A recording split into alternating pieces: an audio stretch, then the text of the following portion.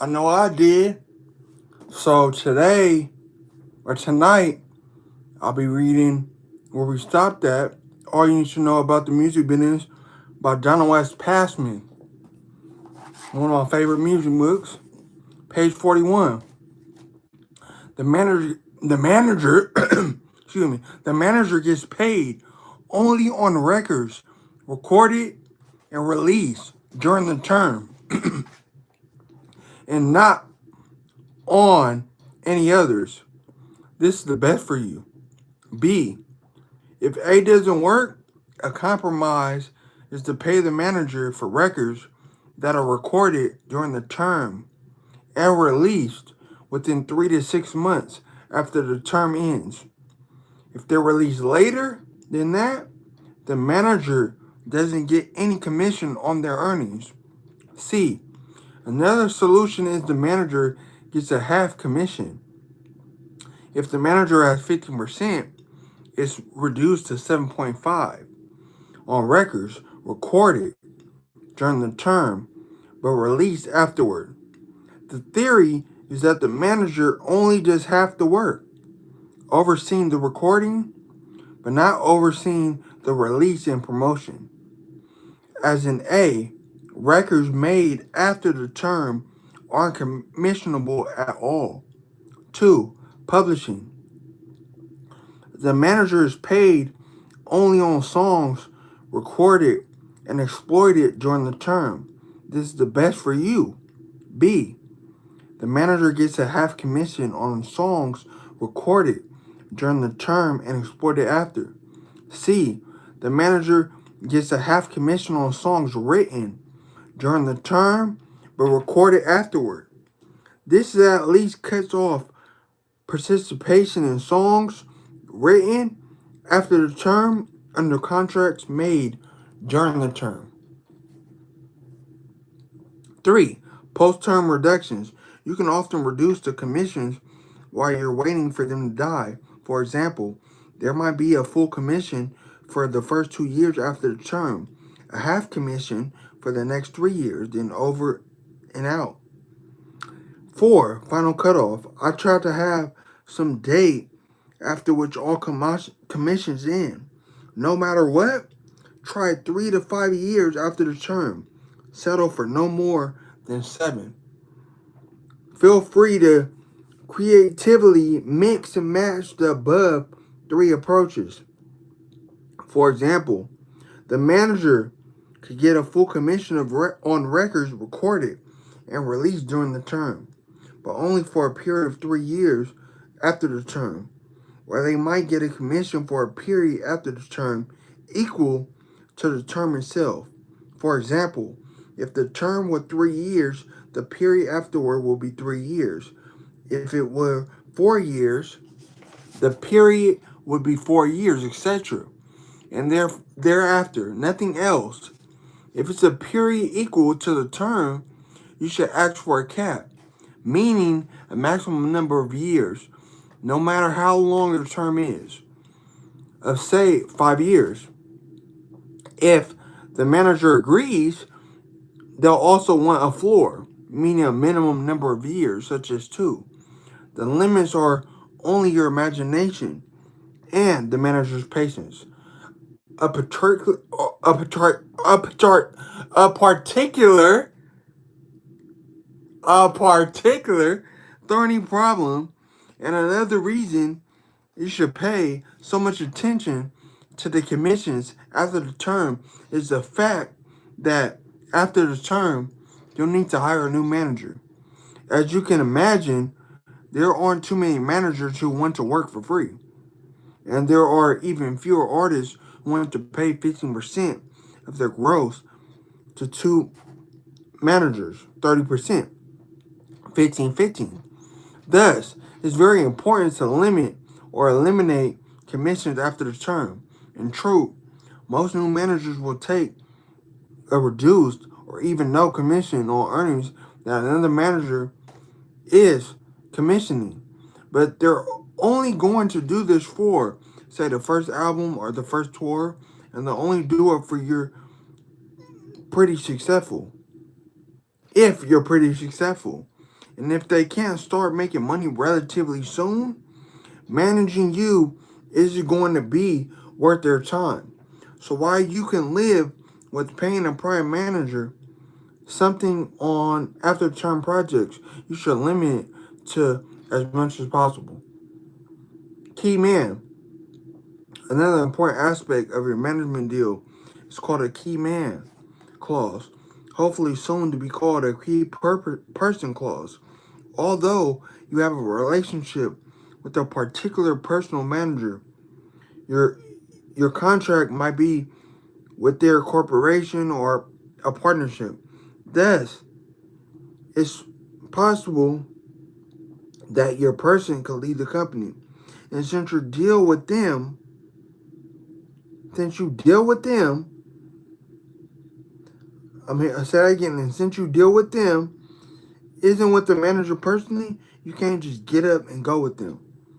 Accordingly, you could find yourself managed by a stranger or someone you know but who smells like the Coca River. To prevent this, you should insert a clause that says, the person with whom you have a relation with, the key person, must personally act as your manager. And if not, you could terminate the deal. If the company buys this concept, some bigger ones won't.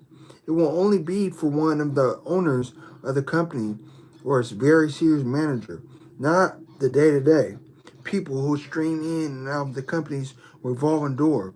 If you do get this kind of clause, you could easily say that you could terminate if the key man dies or is disabled. And you can sometimes get the same right if he or she is no longer employed by the management company. Much trickier is the situation where they're alive and kicking, still employed by your manager, but taken off your account. It's much harder to say the key man must be actively employed in managing your life because the manager worries that even if the key man is working on your career, you'll try to use this clause to get out of your deal. You argue that the manager is doing a mediocre job, and this is not actively involved, and therefore the management company is in breach of your contract for exactly this reason. From your point of view, the broader you can make the language, the better. Double commissions. If for tax planning or otherwise you set up a corporation or other entity to conduct your entertainment activities, you want to be sure this doesn't trigger a double commission. See page 189 for a discussion of using a corporation in record deals, and page 355 for corporations used by groups. Observe, management contracts say that the manager's commission is based on your earnings at the corporate level. This is perfectly reasonable. Otherwise, you could easily pay the gross monies into their corporation, pay yourself only a small salary, and claim the manager only gets his or her commission on a small amount that comes out to you. For example, if your corporation gets $100,000 for your appearance at a show but only pays you $10,000, it wouldn't be fair to pay the manager only 15% of 10,000. However, it's not reasonable for the managers to take a second bite out the money. Once he or she has commissioned it at the corporate level, there should be no further commission when it comes out to you in the form of salary. In the previous example, this means the manager can't commission both of $100,000 and the $10,000. Most management contracts would technically allow the manager to do this double dip. After all, the salary is your gross income, but in practice, it isn't done. But reputable managers still, it's a good idea to specifically say so. Power of attorney. Another provision to watch for is one that said the manager has a power of attorney, meaning the power to act for you, such as the right to sign your name to contracts, hire and fire your other representatives, approve you, approve use of your name and likeness, cash your checks, etc. I like to wipe most of this nonsense. You should hire and fire your own representatives and definitely cash out your own checks. The only time I let a manager sign for an artist if A, the deal is for personal appearance, engagements, or no, then one or two engagements of no more than 1 or 2 nights, which will be performed within the next 4 to 6 weeks. B, you're unavailable to sign the agreement yourself. And C, the manager has your verbal approval of the deal. If it doesn't meet the criteria, bless the piece of paper with their autograph. As you get busier, you may want the manager to handle routine approval of the use of your name and likeness. If so, make sure it's only for certain uses. Publicity for your own careers, okay? But major things like commercial endorsements are definitely not okay. And that they can only authorize use of a likeness that you previously approved. The best deals. Now that you study manager contracts, you're ready for a well-kept secret. Shh. Go close the door before I tell you. Okay, here's a secret. Many of the top managers have absolutely no written contracts with their artists. It is all done on a handshake, and the only discussion is the percentage they're feeling. And I respect them for it. Is that the relationship is more important than any piece of paper. And if the artist isn't happy, they're free to go at any time. Also, implicit in this arrangement is that the artist needs a manager as much as or more than the manager needs the artist. Please don't misunderstand this point. Many legitimate and well-respected managers require written contracts, and there is nothing wrong with this. But there are also a number who fly naked without a written deal. And ironically, they are often the ones who kept their clients the longest. Even with these folks, I generally do an email outlining the terms. It spells out the percentages, states that the term can be ended by either party at any time, and deals with the most term, post-term earnings. See this above discussion. It never hurts to make sure there are no misunderstandings. Picking the right manager. So how do you pick a right manager? First, review chapter 2, which applies to picking everyone on your team. Then take a look at these specific tips and start with the absolute best. This is the yardstick to use in measuring your candidates. The absolute best is powerful. Well-connected manager with one or more major clients who is widely enthusiastic about you and willing to commit the time required for your career. This situation hardly ever exists. The reason is that when a manager is powerful and successful, he or she is usually not interested in anything other than a major money earning client. The analysis is simple. It vibes an established artist. And guess what? One pays better and sooner. Yes, every once in a while, a powerful manager gets genuinely revved up on a new artist, but this is rare. And you have to be extraordinarily lucky even to get such a person's attention. Let's look at more down-to-earth alternatives. Not in any particular order. One, a major manager with a young associate who is genuinely enthusiastic about you. Two, a mid-sized manager who is widely enthusiastic about you. Three, a major powerful manager who is taking you on as a favor, either personal or professional, to somebody who is very important to him or her. Four, a wrong, inexperienced manager who is willing to kill for you. There are, of course, endless combinations of the above, but those are the major categories. Unless you can get the best, most personable situation described above, you'll have to make some kind of compromise. The compromise is between power and clout on one hand, and time and attention on the other. The reason a manager is powerful is that he or she has at least one major client who takes up most of the manager's time. That means you're going to get less of it, and that's less personal attention. Although these people can often do more in a 5-minute call than a newcomer can do in a week.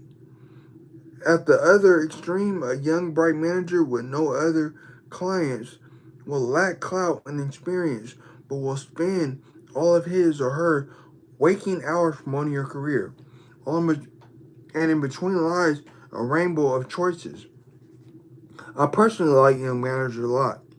If they're bright and motivated, I've seen their energy overcome the lack of experience and political clout with suburb results. And to help you understand why, let me give you the past man trustees on manager careers. Manager careers go something like this.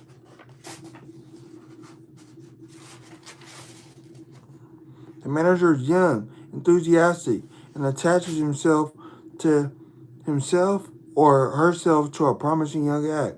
Two, by doing whatever it takes, the manager promotes the artist into major stardom. And at which point, A, every other manager tries to steal the artist. B, the manager is offered 27 other acts to manage. And C, one of the larger management companies tries to buy all of or a part of their company. Three, after a few years, the manager is exhausted from having worked so hard on the first act. Back when he or she had nothing else to do and could literally live with the artist, so the manager wants to cash in on the fame and fortune while it lasts, and accordingly starts hiring associates and taking on superstars.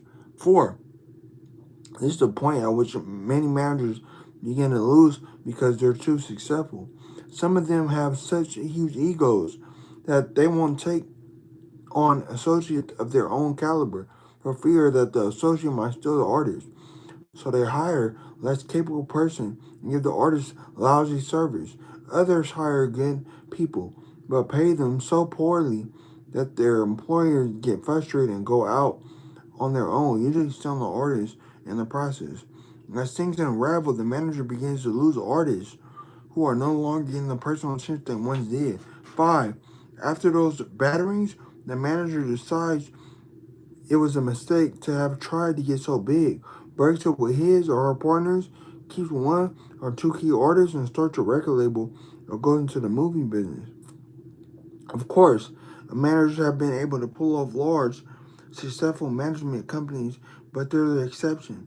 Also, most of these big companies are really just a collection of managers who essentially share expenses and some central services, such as marketing, digital, etc., meaning the managers are operating on their own for the most part. At any rate, every major manager was a nobody at one time. While I don't suggest that a superstar take on an unexperienced manager, I do think many new artists are well advised to hire a bright, aggressive young manager. Obviously, you shouldn't do this if you have the opportunity to go with an established artist or manager who is or has someone in his or her organization who is genuinely enthused about you. But if this isn't an option, the right young manager can be a real asset. Thank y'all for your time. I'm going to stop at page 46. So later tomorrow I'll be reading chapter 4, Business Managers. And this is one of my favorite books, All You Need to Know About the Music Business by Donald S. Passman. Keep thriving. Keep your head up. Stay motivated. The best is yet to come. We go. Follow, like, and subscribe, y'all. Appreciate the support.